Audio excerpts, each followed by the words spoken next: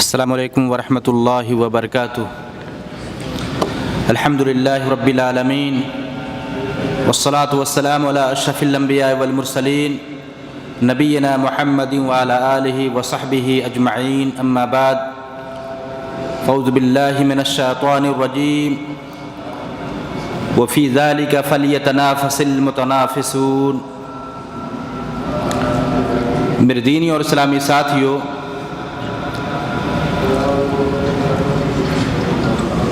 آج کا موضوع ہے کیف نستقبل رمضان۔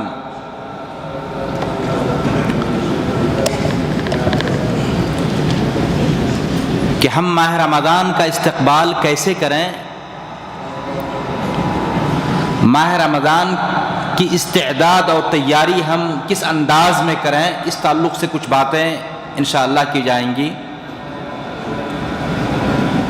بھائیوں سے گزارش ہے کہ تھوڑی دیر آپ لوگ تشریف رکھیں۔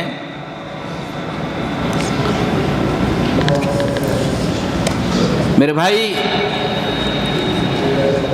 اللہ نے فرمایا وَفِي ذَلِكَ فَلْيَتَنَافَسِ الْمُتَنَافِسُونَ، لوگوں کو چاہیے کہ عمل کے میدان میں منافست کرے، مسارعت کرے، دوڑ لگائے، ایک دوسرے سے مقابلہ آرائی ہو، اعمال و حسنات جمع کرنے میں لوگ ایک دوسرے سے پیچھے نہ رہے۔ اور اللہ نے دوسری جگہ فرمایا وَسَارِعُوا إِلَىٰ مَغْفِرَةٍ مِّن رَّبِّكُمْ وَجَنَّةٍ عَرْضُهَا السَّمَاوَاتُ وَالْأَرْضُ وَأُعِدَّتْ لِلْمُتَّقِينَ۔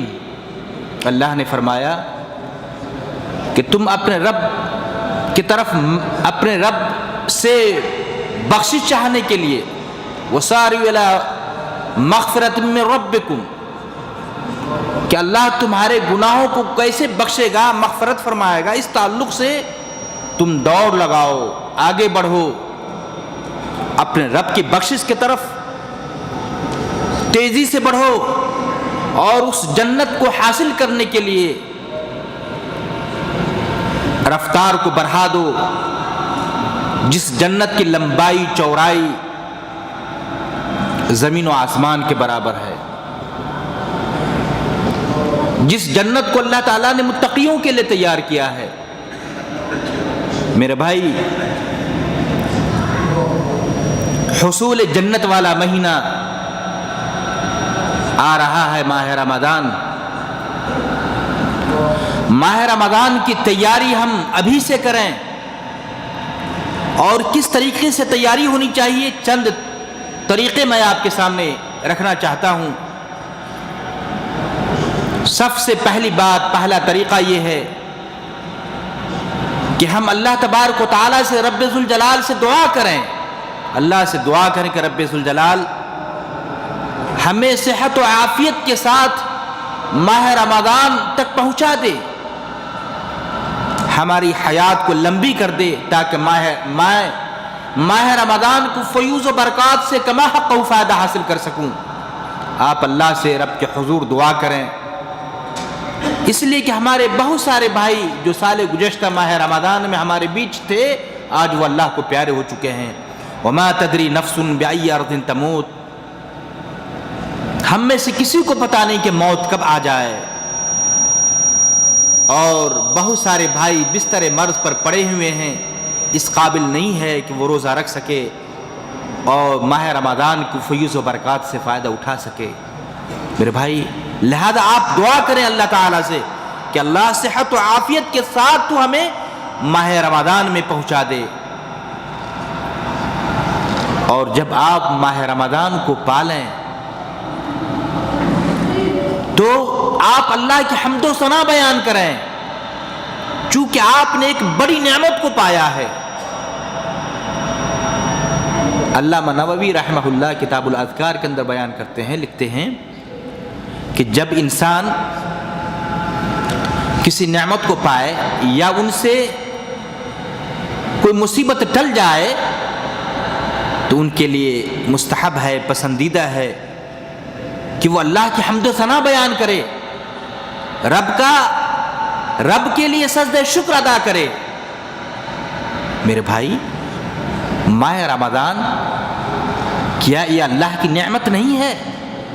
کہ جب ہم لوگ ماہ رمضان کو پالیں تو کیا ہم پر ضروری نہیں کہ ہم اس مولا کی حمد و ثنا بیان کریں، اللہ کا شکریہ ادا کریں؟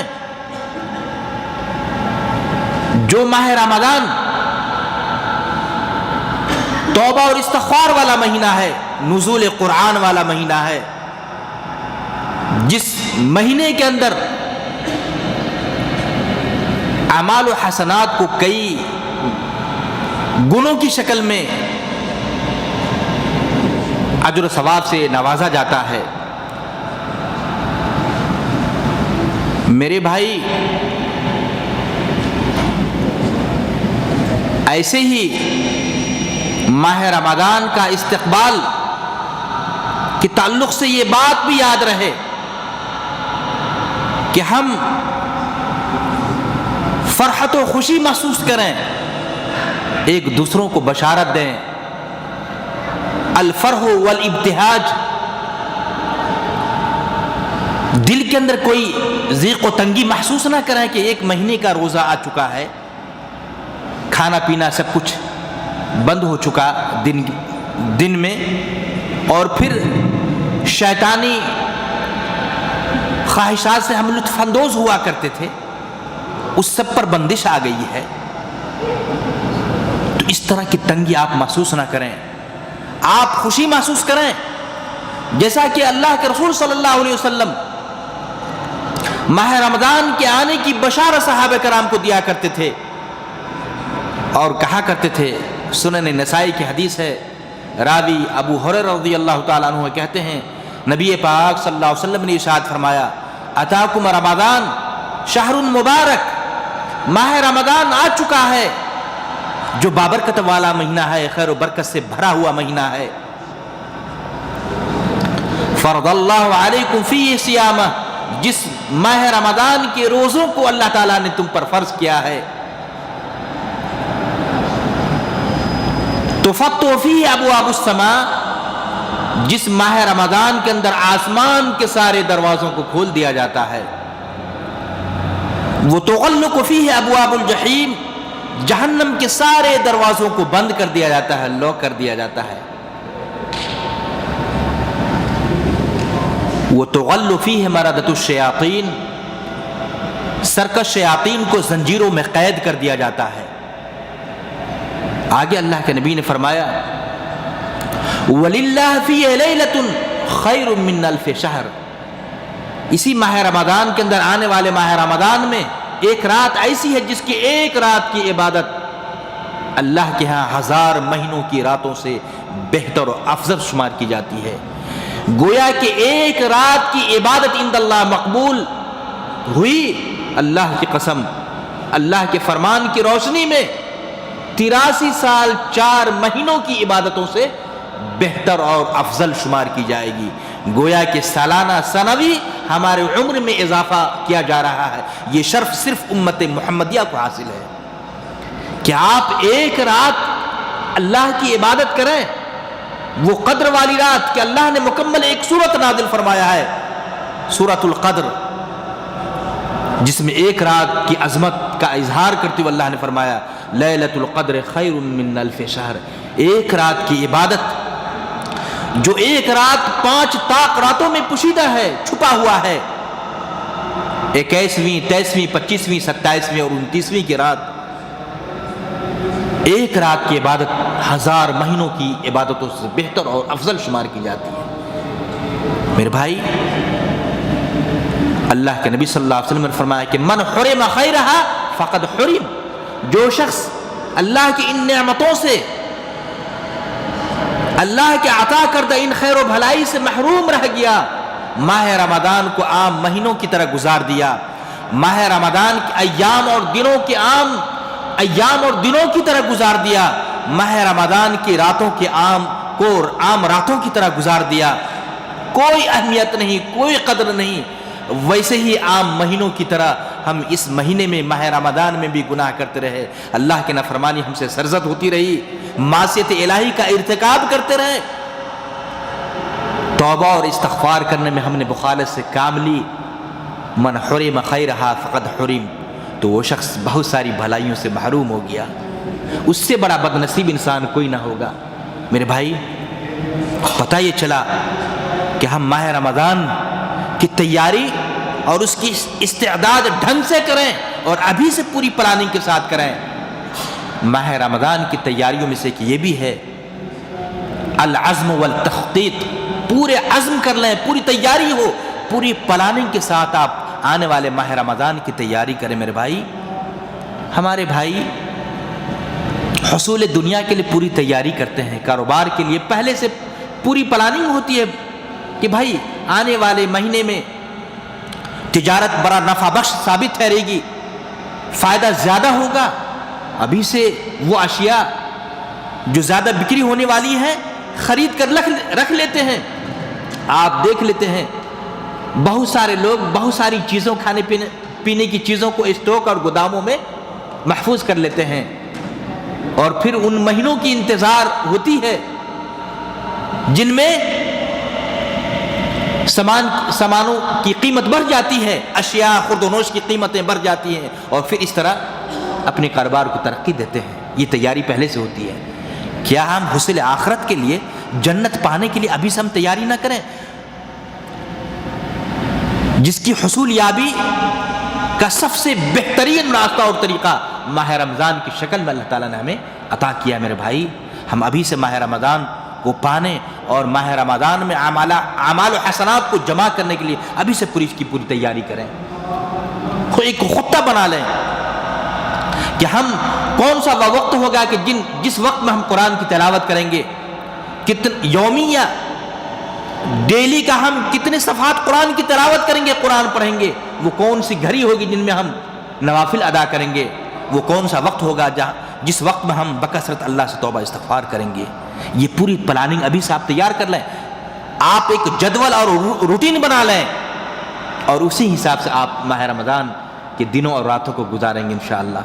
یہ تیاری کر لیں میرے بھائی، اور پھر ماہ رمضان کا استقبال بالتوبۃ والاستغفار، توبہ اور استغفار کے ذریعے سے کریں۔ میرے بھائی، آپ اپنے گناہوں سے توبہ اور استغفار کر لیں، اللہ سے وعدہ کریں کہ اللہ جو کچھ ہم نے جان بوجھ کر یا انجانے میں گناہ کر لیا ہے، رب ذوالجلال تو نے توبہ اور استغفار کی شکل میں ایک بڑی نعمت عطا کی ہے۔ اللہ، میں توبہ اور استغفار کر رہا ہوں، گناہوں سے صفائی کے لیے تجھ سے وعدہ کر رہا ہوں کہ اللہ اب میں کوئی گناہ نہ کروں گا، خالص توبہ تجھ سے ہو رہی ہے۔